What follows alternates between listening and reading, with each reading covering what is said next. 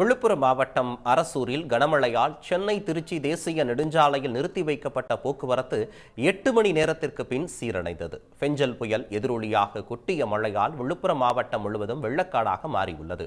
அரசூர் பகுதியில் திருச்சி சென்னை தேசிய நெடுஞ்சாலையில் 2 அடி உயரத்திற்கு வெள்ளம் பாய்ந்தோடியதால் அந்த சாலை முழுவதும் துண்டிக்கப்பட்டு வாகனங்கள் ஆங்காங்கே நிறுத்தப்பட்டன. இதேபோல இருவேல்பட்டி என்ற இடத்தில் தேசிய நெடுஞ்சாலையை மூழ்கடித்து வெள்ளம் ஆர்ப்பரித்தது.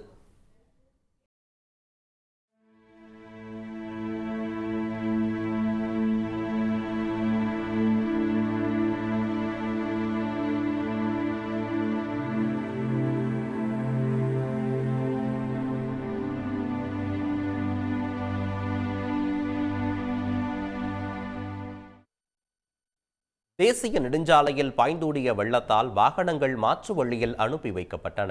இந்த நிலையில் 8 மணி நேரத்திற்கு பின்னர் நேற்றிரவு மீண்டும் சென்னை திருச்சி தேசிய நெடுஞ்சாலையில் வாகன போக்குவரத்து தொடங்கியது. சாலையின் ஒரு புறத்தில் தண்ணீர் வடிந்ததை அடுத்து அந்த வழியாக மட்டும் வாகனங்கள் அனுமதிக்கப்பட்டன. உடனுக்குடன் செய்திகளை தெரிந்து கொள்ள சன் நியூஸ் பெல் ஐகானை கிளிக் பண்ணுங்க.